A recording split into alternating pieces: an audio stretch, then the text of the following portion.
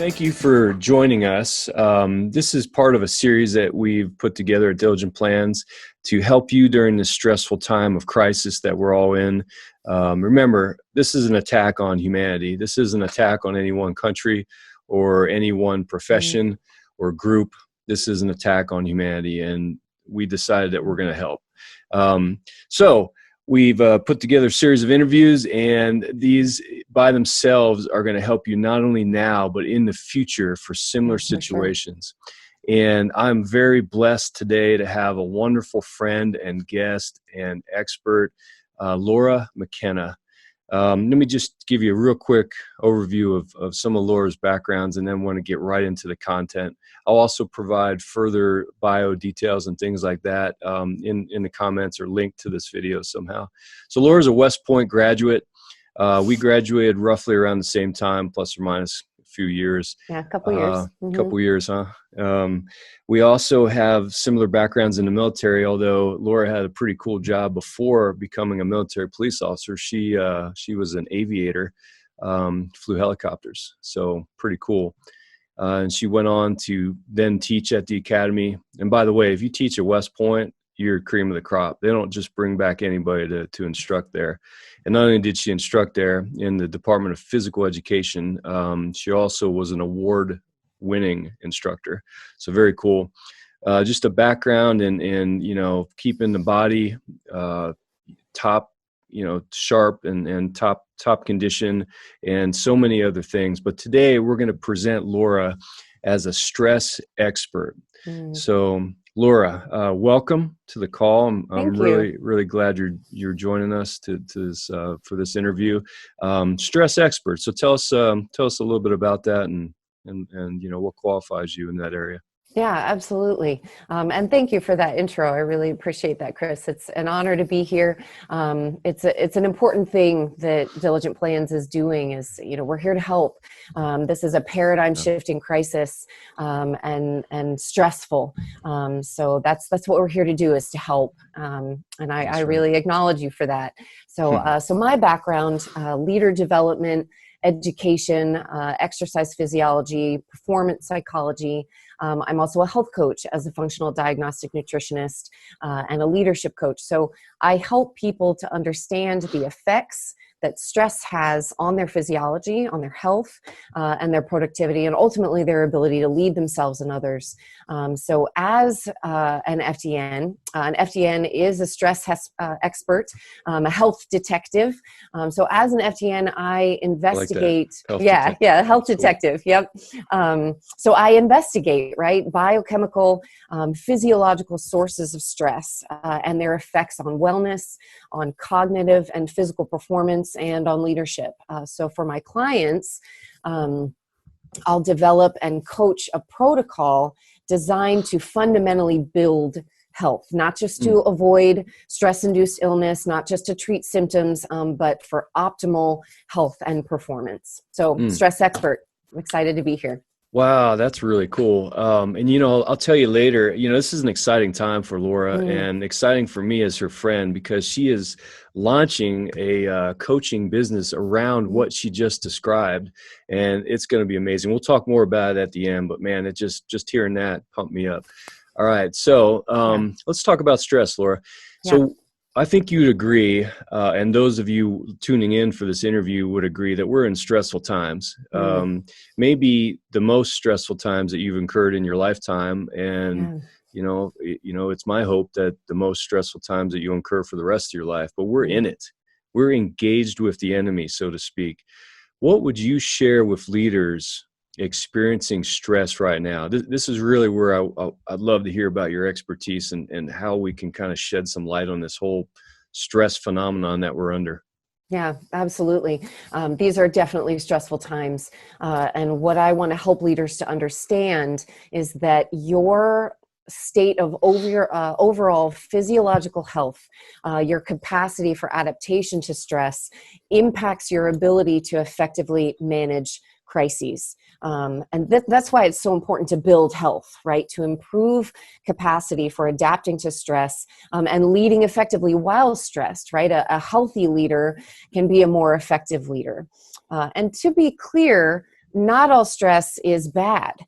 Stress is necessary for adaptation and growth, and can be a very positive influence for a leader who sees stressful situations as opportunities, for a leader who will reframe the crisis as an opportunity.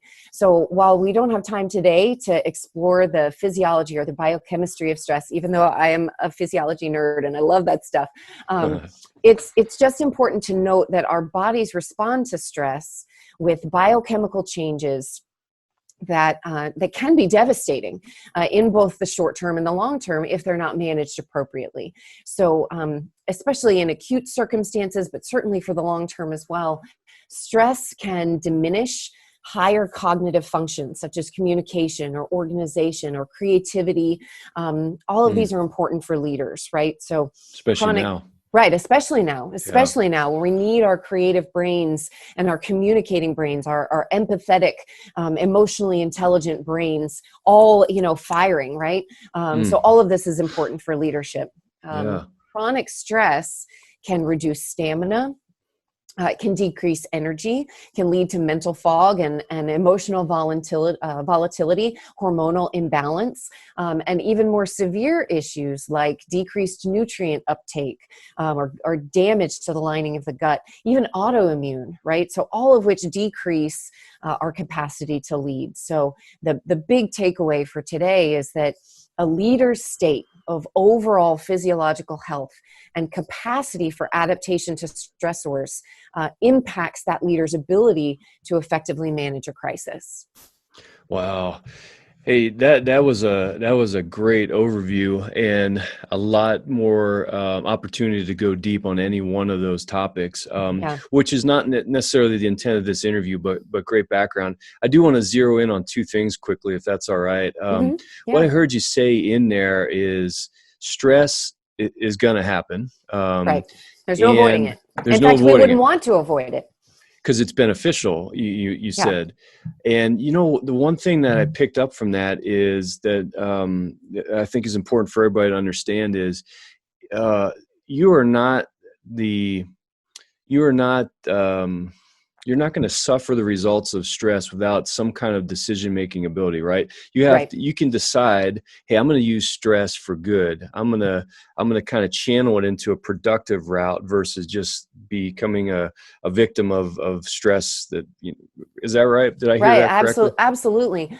In fact, something I'm going to share a little bit later as I make my recommendations for what can we do, what actions can we take as we consider self-awareness, and we can reframe. Our minds are so powerful, right? We can reframe stress and use it as an opportunity in myriad ways. So just because we have a physiological stress response doesn't mean that we're a slave to that physiology. Our minds are so powerful. We can choose to acknowledge that physiology and then take steps to overcome that physiology. We don't have to be a victim to stress.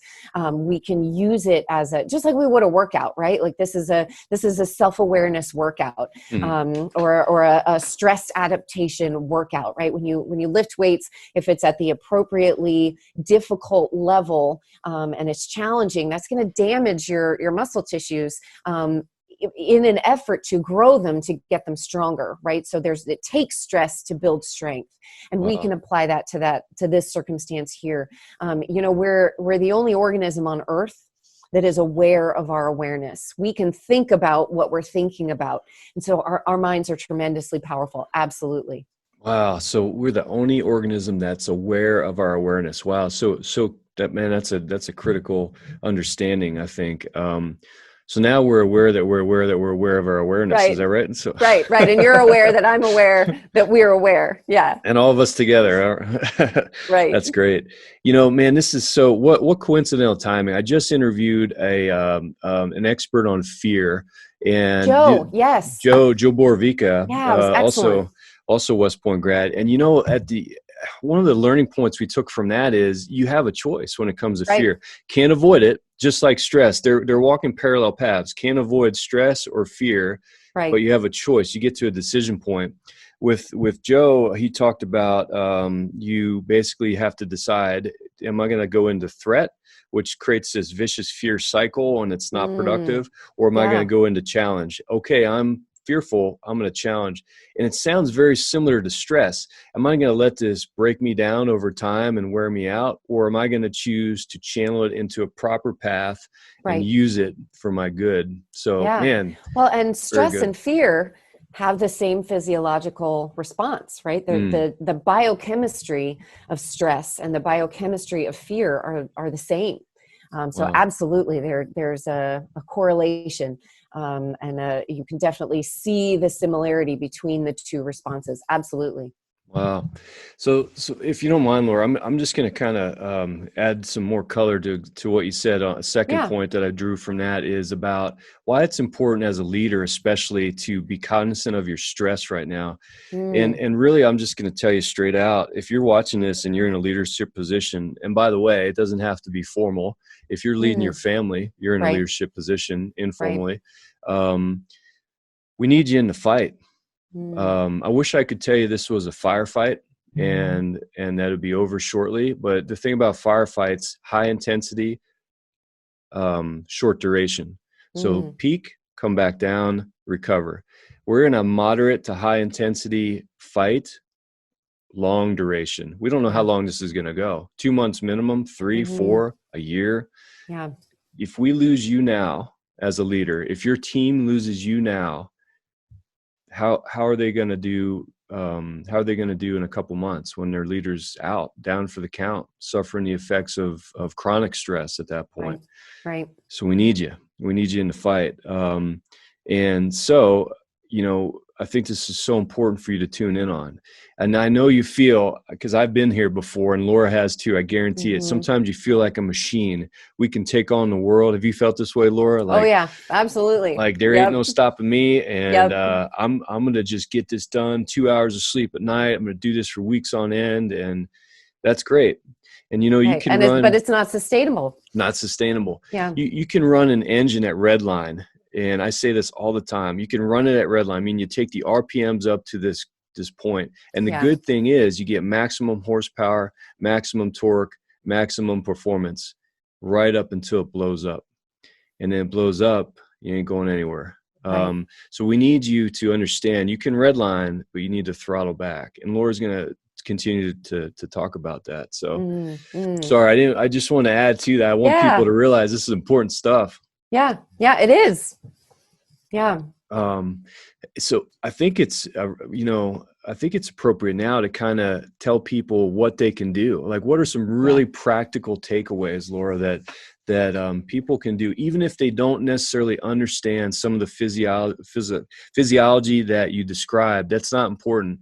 The fact that they're tuning in and they trust you as an expert, what can they do? What are some practical tips? Right. Absolutely. Let's talk about some steps we can take right now. We want to build health and we want to improve the body's capacity for stress adaptation. So absolutely, let's jump in.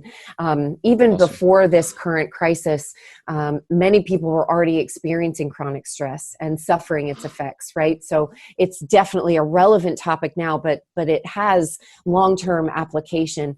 But when a crisis occurs, it can precipitate and motivate a focused effort towards stress reduction that didn't previously exist. So, and you're absolutely right, Chris, we need people in the fight right now. So if this is what it took to get you inspired to build health, right? If as a leader, if you can frame this in a constructive, positive way, a crisis experience can create commitment to building health, both reactively, but also proactively for relief of stress-induced symptoms, for prevention of dysfunction, and that optimal performance that we're looking for the long term, right?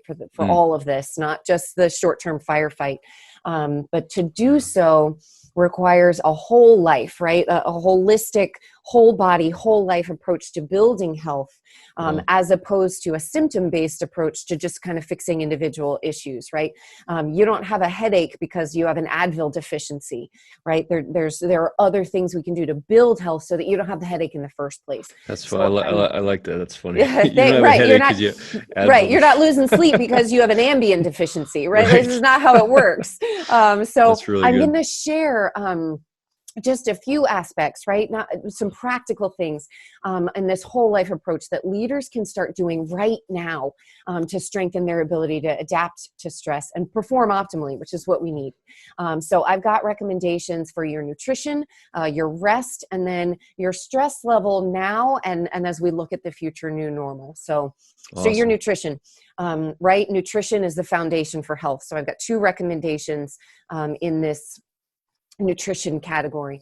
So 1, eat according to your metabolic type. And you may not be familiar with this concept of metabolic type, or maybe it even sounds, like, oh, this is another like trendy diet. And I assure you that it's not. Mass nutritional media attempts to convince us that one diet is the best one for all of us, right? Like, and it changes every year, right? And it changes every year, right? Like, you're like, this is so confusing. Should I be eating keto, or should I be paleo? Or I was a vegetarian for almost 8 years, right? Like, I was vegan for a little bit. That's another episode. You can talk about the effects of that, and I'm sure you will in your coaching business.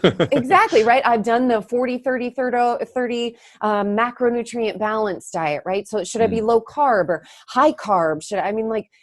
I could keep going, right? There are so many options or best diets out there, and yet none of them work 100% for everyone. Why? Right? Because genetically and biochemically, every one of us has a unique set of nutritional needs. There's no one best diet. Even just for you and I, we couldn't get optimal performance from eating exactly the same diet, right? And while there are certainly universal nutritional truths, which I'll talk about, that's recommendation number 2. The metabolic typing diet is the only one that accounts for a person's biological needs as an individual. It's a clinical, scientific, integrated approach to the treatment and prevention of chronic and stress-related health disorders. And it's geared toward building health, correcting patterns of biochemical imbalance that are the root of health problems.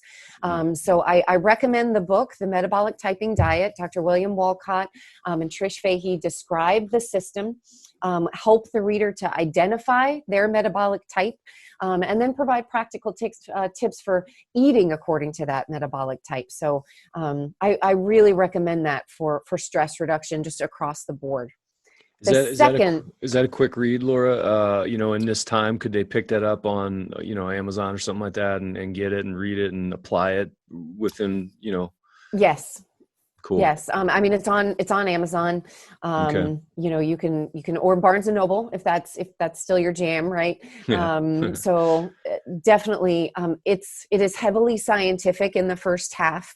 So if you really want to understand what I mean by saying that each of us has an individual genetic and biochemical set of nutritional needs, the first 5 chapters or so will help you to understand that, and that's great. But the 6th chapter will help you identify your metabolic type, and then the rest of the book is all practical tips. So if you wanted to, you could make it a quick read by skimming the science for those of you who are not, physiology nerds like I am, and you just want the down and dirty, like, what do I do?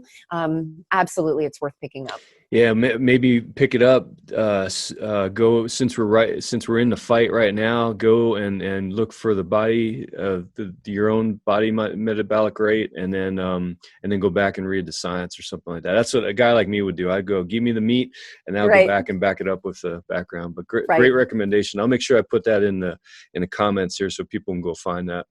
Okay. Cool. Yeah. Thank you. So the second recommendation for nutrition.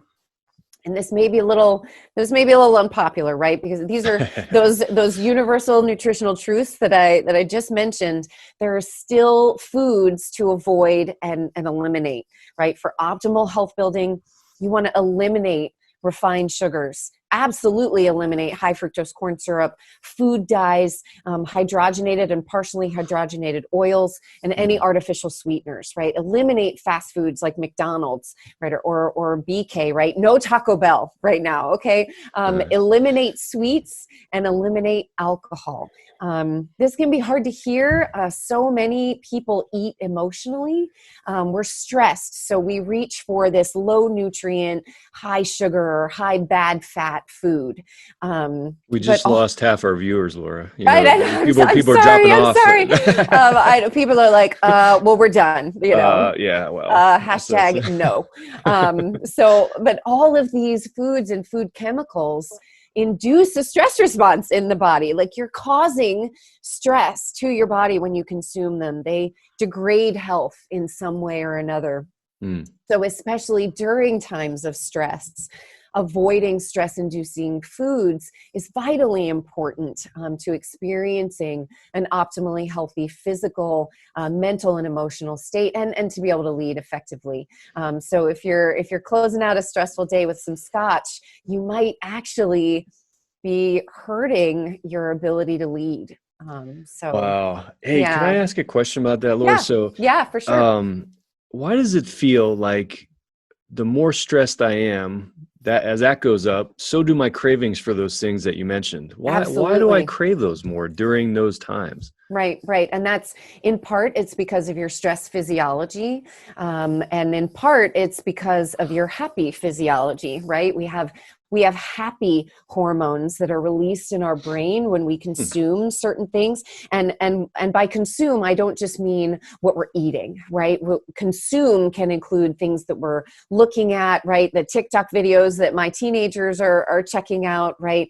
The different things that you're watching, your shows. There's a reason people are binging on Netflix right now. And it has to do with something called dopamine. It has to do with serotonin and oxytocin, which is a comfort hormone. But predominantly it's because you have those pleasure hormones, those pleasure chemicals that when you're stressed, your chemistry needs that lift or that boost or that, chemistry of happiness.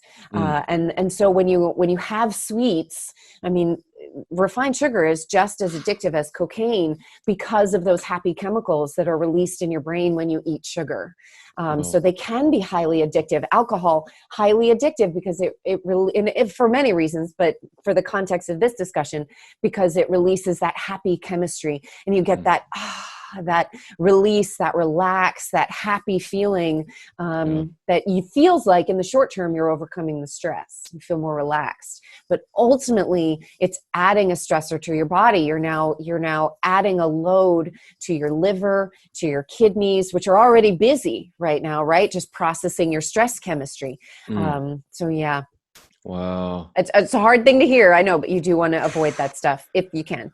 Yeah. Wow. Yeah. Sounds like a Band-Aid, right? Because it gives you immediate relief. But overall, I don't know if this is the correct term, but years ago, and I lost both my parents to cancer, which Chris, which I'm caused. So sorry. Yeah, it was weird. It was such a early part of my life. I knew, but so it was both of them had cancers. So I started this kind of like this study of my own research into toxic load. And basically, so what I'm hearing from this, Laura, is, you want to reduce your toxic load. And by cutting out those things that you mentioned, refined sugar in general, alcohol, you're reducing your toxic load. I've gotten to the point now where I even my like hygiene products, shaving cream, deodorant, stuff like that, I've gone to the natural. Because even if it's minuscule reduction in the overall toxic load, that seems to make my body more efficient. And right now, I'm glad I'm efficient because we're in it. We're stressed, right? So we have to be efficient. Right. So yeah, anyway. absolutely. Excellent. Yeah, and I think you're very smart to have to have made those changes to your, again, it's that whole life approach, right? We have to look at what we're doing in our whole life. So normally, and for the purpose of this context, I wanted to keep my recommendations short and immediately actionable. But absolutely what you discussed is part of the protocol that I coach. It's called the Dress for Health Success Protocol. Oh, wow. And the DRESS is an acronym. And today I'm only going to talk about 3 of the 5 in DRESS. But one of those, so we've got diet, rest, exercise, supplementation, and stress reduction. And one of the aspects of stress reduction is reducing, not just, right? You could be in a perfect Zen state. You could be totally calm, never stressed at all. But if you still have a toxic load, if you still have a physiological stressor like a GI pathogen, if you are eating foods to which you have an inflammatory or immune sensitivity, you are increasing the stress load on your body, even if you're like, cooler than the flip side of a pillow, and you might not have mental emotional stress, right? You're good in that sense. The toxic load on your body is absolutely a stressor. I think you're very wise to consider that. And it is all of those things. Our personal care products, our laundry products, our home cleaning products, all of that stuff, the air we're breathing, the lead or other things that might be in our water, right? Wow. We're out in the country, so we have well water.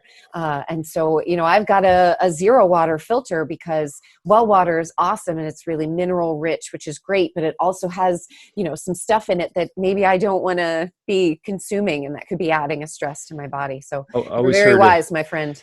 I always heard if you don't filter your water, you are the filter, so, right. So no matter where you are, I think that's cool. Well, hey, Laura, thank you. I didn't mean to, it's good stuff. Yeah. And those watching, I would encourage you, if you want to go deeper, Laura's the gal. And at the end, we'll talk about how to get a hold of her, but she can go deep into the full acronym with you and help you to understand that in a very practical way and apply it to your life. So thank you. All right. Yeah. So you have a next category for us, the rest category, I think. Let's jump back in. So we've talked about the diet, the DR, and now we're to rest. And I'll tell you, as a recovering over obligator, as a recovering stress queen, I can tell you that this area is what I'm the most passionate about sharing, and that is rest. When you consider kind of my combination of qualifications, West Point grad, Army officer, mom, all of these things that, health coach, all of the things that consume my time. I rest so that I can do those things well, not because rest is something that, right? Like in the Army, they teach us like, you only need sleep because you're weak, right? Sleep is for the weak. I can get through, right? And I've done this. I mean, I went through flight school as the single mom of a 4-year-old and an infant on the breast. So I can tell you, I have been tired, right? Like gross understatement of the year. And rest is such a key factor for performing optimally in every area of your life. So I've got 3 recommendations for rest. Oh, this is good. Yeah. Go ahead. And the first actually goes back to diet. You want to get sufficient sleep by eating right. So certainly stress can cause sleepless nights, right?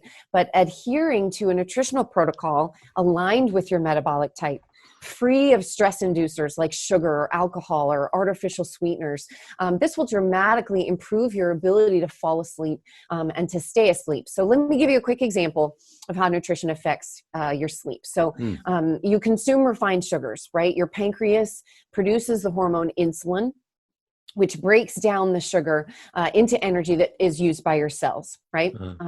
Refined sugar induces a strong insulin response. So that burns the sugar quickly. That causes a quick sugar high, followed by a sugar crash, right? So this low blood sugar or hypoglycemic state, that's a stressor. That's a stress on your body. It prompts a physiological stress response and cortisol production. This process also leads to sugar cravings, right? We want that dopamine, and now we've gotten it and the dopamine goes away. Now we want more. Like crack. right? Right, it is. I imagine. It's exactly No right. personal experience, Right, but I right. imagine. Yes. Exactly. But this, you go into this cycle, right? The sugar cycle. So sugar consumption, insulin release, hypoglycemia, cortisol release, sugar craving. And if you Mm. stay in that cycle, it subjects the body to chronic stress, which can have devastating long-term health effects. But we're talking about sleep here, right? So let's talk Yeah. about cortisol. The purpose of cortisol in the body, if you're stuck in that sugar cycle, the Hmm. purpose of cortisol is to enable you, equip your body to best deal with a stress event, like being chased by a bear, right? So if you're being chased by a bear, you want these acute effects. So one of the ways that cortisol helps you deal with stress, it increases alertness. Another way is it increases heart rate. So your sugar drops while you're sleeping. Your body perceives it's being chased by a bear. Hypoglycemia equals being chased by a bear. But you can't run away from the bear while you're sleeping. So your Right. body will wake you up. Right? It increases alertness and heart rate. That's what cortisol does. So you'll wake up just because you're hypoglycemic. So if you Wow. spend the day in that, aforementioned sugar cycle, Hmm. or even if you eat sweets late in the evening, right? Like if you nightcap with dessert, or a sweet alcoholic beverage, hypoglycemia and subsequent cortisol production will make it difficult to get quality sleep. So that's the Wow. first recommendation for rest, is Mm. eat right. They're integrally related to each other. This whole body approach, right? Whole life Wow. approach. Yeah. So the second recommendation: get sufficient sleep by creating healthy sleep hygiene habits. Mm. We are diurnal beings, and I'm kind of talking to you directly here, Chris, right? Because I know you pull your late nights where you're doing work, but biochemically, as diurnal beings, we're designed to sleep at night and be awake during the day. So 1 hour before you plan on going to bed, you want to make this 9 p.m. at the latest. And I'm chuckling because I see you, Chris Yeagle. Turn off all your devices. Oof. Begin preparing your body for sleep. So this means Mhm. no TV, no phone, no computer, no screens, right? Do something that relaxes you. Pray, read a book for leisure, take a warm bath, whatever's relaxing for you. Convince your spouse to give you a back rub or something, but do something relaxing. Prepare the body for sleep. Mm. Commit to going to bed by 10 p.m. at the latest. For diurnal beings like us, sleep before midnight is more restorative than sleep after midnight. So you Mm. want to plan to get at least one REM cycle in of pre-midnight sleep. And that's, REM cycles tend to be about 90 minutes, but you've got to get into REM sleep. So about 2 Wow. hours. Okay. And Y- then y- lastly, for sleep hygiene, real quick, Yeah. set the conditions in your home for healthy sleep. There should be no light in your room. The ambient temperature in your sleeping space should be Wow. 68 degrees or lower. And then minimize sleep interruptions. I know, like the parents out there are like chuckling at this, like, yeah, okay, Laura. Minimize sleep interruptions as much as possible. Wow. Definitely. One thing I heard that, man, you just really solidified for me is we're the only creatures on the planet that disrupts our rhythms with artificial means. Right. Every other animal Yeah. rises and sleeps by the sun. Even if they're nocturnal, it's reverse. But we Mhm. use artificial lights and different things to create an awake state well past the time that we should be awake and things For like that. And sure. I am guilty of it. Yeah, you're right. I know you see the email timestamps sometimes when they go out, and I will tell you, Yeah. if you're wondering if Laura practices what she preaches, she Yes. absolutely does. So we're 2 hours behind. I'm 2 hours behind her. I'm in Yeah. Mountain Time. She's in Eastern Time. And sometimes I call her or I text her literally at 7:01 or 7:02, And which you is can't get a hold of 9:01, me. Yeah. and she is unreachable until the next morning. Yeah. Which, admittedly, I've been frustrated, but now you know what? But yeah, but I'll text you back at like 3 a.m. your time. And you're like, Yeah, good God, Laura, why are you up so early? she will. So, because And the sun's up, sun's I, up, guns up. Suns up, guns up. And, now I appreciate it about you, because that is such an example that you set for me to kind of emulate, and, Yeah, thank you. to your family, and you're staying in the fight by doing those things. So Yeah. anyways, that's, Well, I will tell you, and coming to the third recommendation for sufficient sleep, I'm not kidding that I am a recovering overobligator. I'm a people pleaser. I'm driven to serve. I want to help. And so this third reason is really very near and dear to my heart. And I think the reason why I have such strict boundaries around my rest, two reasons that I have such strict boundaries around my rest is, one, I have let go of the emotional reasons why I stay up. And I'm going to talk about those in just a minute when I recommend that to you as well. But also the second reason is, you deserve my best, right? My coaching clients deserve my best. My friends deserve my best. My husband, my babies, my teenagers, my loves, they deserve the best of me. And when I am rested, not only am I nicer, but I'm also the most optimally productive. I have more to give when I give from a place of rest instead of giving from a place of obligation, or from even just giving from a place of fatigue, because I've put too much on my plate and haven't set healthy boundaries around my rest. So with that, this third recommendation, right? You want to get sufficient sleep by letting go of the emotional reasons that you stay up. So if you have trouble sleeping, friends, or if you don't have good sleep hygiene, consider there may be an emotional root to your drive to stay up late. My friends, if you feel like you can't close your devices at a certain time, or if you lack healthy boundaries around your rest, or if you're so driven that you're working late into the night, consider whether you have a misplaced sense of the source of your value. Your value is innate. Your value comes from your creator. Your value is based on who you are, not based on what you produce. So if your sense of self-worth, your perceived value to others, or your identity are tied to how you perform, or how many tasks you accomplish, or how much you produce, then there's a deeper underlying issue for you to address. And one of the beautiful things about stressful situations, right, if we can reframe it and look at the positive effects that come out of situations like this, a crisis like this, stressful situations often reveal these dysfunctional emotional roots in our behaviors, right? They provide us opportunities to address them at root cause. And I think that's big. I think that's big. So, man, I'll tell you what, this has all been good, but this last point about the emotional reasons why you might not be sleeping, I guarantee, because I felt it in myself, I guarantee some of you had an emotional response just by listening to Laura describe that. And what I encourage you to do now, based on that information, is take action and address those things. So great point, Laura. Yeah, thank you. And that really comes from a heart of knowing the devastating effects that overobligation can have, not just on your physical health, but on your mental, emotional health, and on your relationships.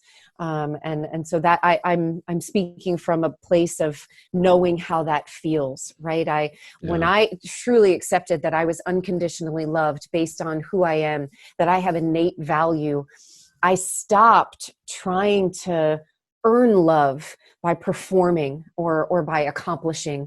And man, what a huge monumental shift. And that's what I coach people on, because I want them to experience that shift and experience the ease and peace and productivity that comes from letting go of that lie that I am what I produce. that I know has been very powerful for me. And so I share it with you because I hope it's also powerful for you and for everyone listening. Yeah. So, yeah. Wonderful. Yeah. So to shift to, on that kind of same note, I have 3 recommendations. One is nutrition, one is rest, and then this is actually a great segue into the third, which is, stress reduction. What can I do to reduce my stress? This crisis is such an opportunity to identify external stressors in our environment, and emotional sources of stress, and to really develop an action plan to address those stressors, right? So we want to eat a healthy diet for our metabolic type. We want to eliminate stress-inducing foods. We want to get sufficient rest. All of those things will significantly reduce your stress levels and improve your performance. And that's so critical for leaders. But there's more, right? There's more that you can do to reduce the stress on your body. So we're in the middle, as I shared earlier. This is a paradigm shifting crisis. Yeah. I know that eventually we will return to a normal, but that normal is going to be different. It's going to be different, right? That I think it's very safe to say that normal will not look like the normal we left behind, right? And in some ways, especially for leaders, that may be a good thing. And so because we're the only organism on earth that is aware of our awareness, we can observe ourselves. We can learn about ourselves during these times of stress. They really provide a profound opportunity to do so, to observe ourselves and to learn about ourselves. So crisis experiences can increase our self-awareness and shift our perspective about what's really important in our lives, right? Perhaps now is a good time to evaluate what tasks, what obligations, what activities remain in your life, and what can be eliminated when we return to whatever the new normal is, right? Stress can be devastating, but can also have tremendously positive effects if we choose to see it as a growth opportunity. And remember, the whole point of this that I want to share and really drive home today, a leader's state of overall physiological health and capacity for adaptation to stress directly impacts that leader's ability to effectively manage a crisis. So by following some action steps, I hope, my friends, that they've been helpful to you and that you find them helpful. You want to build health, you want to reduce stress. And by so doing, leaders can and will, I know, will create opportunities from crisis. Absolutely. Wow. Laura, I knew this was going to be good, but really, I didn't think I'd be this blown away. This has been some great information. I mean, even for someone who, like me, who I think have been studying and practicing leadership for some time and have been aware of my nutritional and physical health. Yeah, I know you eat very clean. I try. Yeah, well, I try, and I've been working out for 25 plus years, but I learned a great deal, and you made me draw attention to areas that honestly I had neglected. And thanks for calling me on the late night stuff. One of the things that comes from this iron sharpening iron, my friend. Iron sharpening iron. That's how we do it. Yeah. One thing I neglected for a long time in my life is accountability, and I want you to know, Laura, I'm thankful for friends like you who hold me accountable to things that are good for me, for me, and not for any other agenda. So I appreciate that. Yeah. Well, I know that in business and certainly as a good friend, you do that for me as well. So I thank you. And I thank you for the opportunity to be that person for you. There are few things, I think, in the world that are more important than strong friendships. We are meant to do life in community. We're not meant to go this alone. And so I see you building community, and it's something that I really cherish. And so I thank you for that, Chris. You're welcome. It's a pleasure from both ends, it sounds like. So, hey, Laura, thank you so much for your time today and for this interview and this wonderful information. I'd like to give everybody out there some more information on how to get a hold of you. Sure. Yeah. So Laura is, she, like all great leaders at this time, she chose she chose to rise to the challenge versus succumb to the threat. And she is pivoting and she's creating this business coaching in the midst of a crisis. And yeah, it's been a long time coming. It's been a long time coming, Yep. but the fact that you're running towards people at this time is a testament to your leadership. Thank you. So she's in the business. She's in the process of standing up her business, and it's going to be called Strength and Shield. And you can find her very shortly online. And you just get ready to take this down. I'll put it in the notes as well. strengthandshieldcoaching.com, strengthandshieldcoaching.com, and you'll be able to find her coaching offering on there. In the interim, in the meantime, you can also find her on LinkedIn. A great way to contact her is just /LauraMcKenna, Laura McKenna, and just go find her on LinkedIn. You can get a hold of her right now. Also, Laura is one of our crisis management coaches at Diligent Plans. So if you go to diligentplans.com/free coaching, and by the way, we're offering an hour session of free coaching in crisis management for leaders. And that can be anybody. You can just sign up. You just go to the website, diligentplans.com/free coaching. You can book Laura, and she can help you for that hour in crisis management. As you can see by this interview, it would be very valuable. So, hey, this has been great. And thank you so much again, Laura. Keep doing what you're doing. Of course, we'll be in close touch. Absolutely. And we'll be able to help a lot of people. And so any closing thoughts or any mantra that you'd like to share with us? No, I just want to thank you, Chris. This has been such a great opportunity. And just to share, I can't say it enough, your state of physiological health, overall health, whole life health as a leader impacts your ability to lead, to manage a crisis. And so if you have not made your health a priority prior to this, now is the time. Now is the time to take that action. And if you decide that I'm the coach for you, I would love to hear from you. Awesome. So yeah, it's such a privilege to get to coach people. So absolutely, I would love to hear from anyone listening who connected with what we shared today. That's great. Hey, if you're a leader, we need you in the fight. Make the choice to take this seriously and use stress to your advantage. Don't succumb to its devastating effects. You have a choice. Yep. Thank you. Your mind is powerful. Mind is powerful, and one of the powerful effects is a choice. We can make that choice. So, Hey, listen, everybody, stay well and stay safe. Thank you for tuning in, and stay tuned for more great content from more great subject matter experts like Laura. Laura, thank you so much. Absolutely. Thanks, Chris. You're welcome.